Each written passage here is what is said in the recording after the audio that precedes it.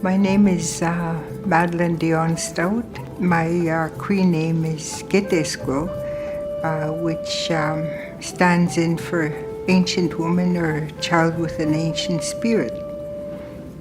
My chapter was about the shifting paradigm, and because on the one hand, I see our health and wellness on a spectrum, and I see on the one hand, etugusu miawawewin, that means ascribed health and wellness. In Cree, it's hard in Cree because Cree, it's hard to translate it because there's a lot of spirit behind it. But we usually say it versions into ascribed wellness. And at the other end of the spectrum is kaskitamasu and miawawewin, and that means achieved health and wellness. And but always there's this mediating force, which is a helping, an assisted health and wellness. And I think it's extremely important to pay attention to that mediating force and to always remember that it's the greatest amount of tension, the greatest amount of conflicts and contradictions, if you will, is always at the center of this spectrum. It's not at one end or the other, it's always where it's in the middle, you know, because if you think of this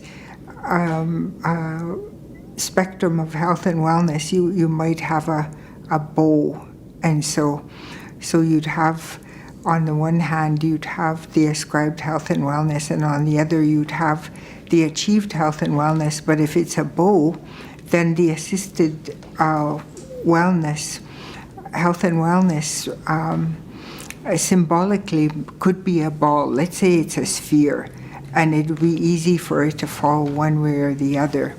So it depends. Like we can think of it as a straight, linear spectrum, but we can also bend it in all kinds of ways. And we can actually make the assisted health and wellness the bigger circle, and then we can place the line, so to speak, the spectrum, as if it's an antler of a deer or caribou. And so you've got this assisted health and wellness, which is the face of the universe or the beings, and then you've got this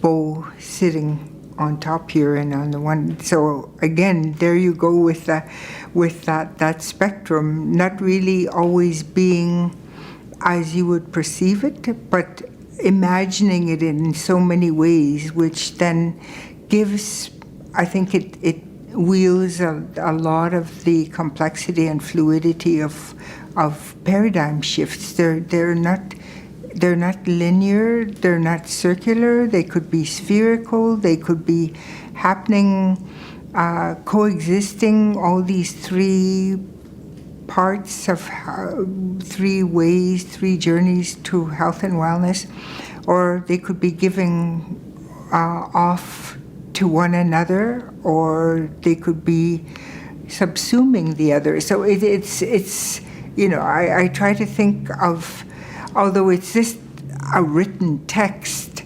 there's, I guess, the depth and of paradigm shifts hopefully surfaces somewhat in the chapter I contributed. I don't know if it's hope I feel so much about Aboriginal health now. I just feel such an urgency about doing something about it, about really transforming our realities, as the conference theme stated. I feel an urgency rather than a hope.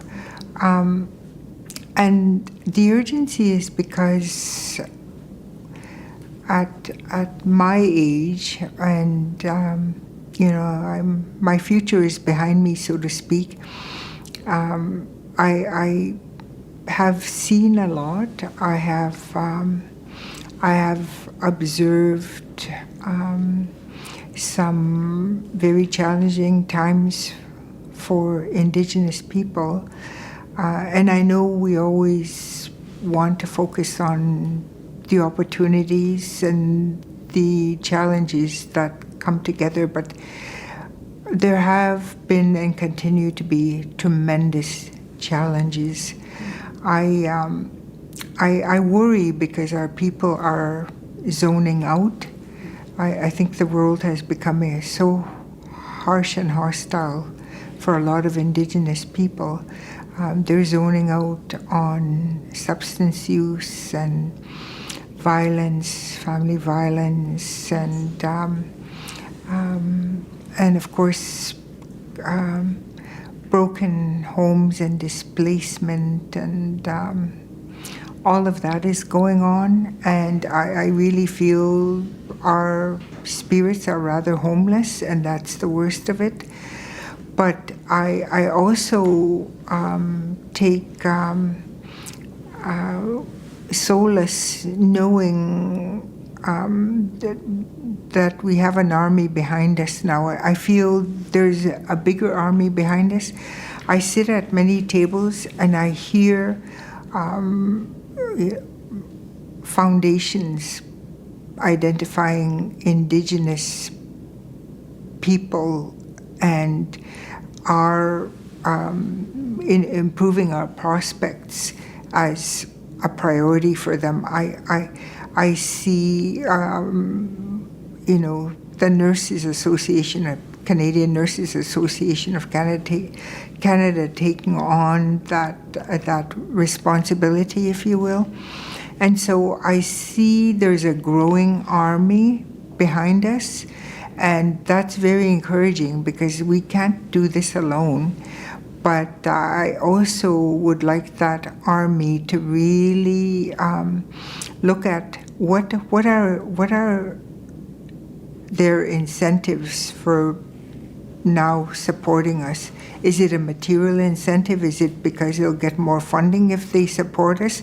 Or is there a strong moral incentive as well for supporting us and for working with us on improving our health and health prospects, and so that we will realize equity in social health and healthcare equity.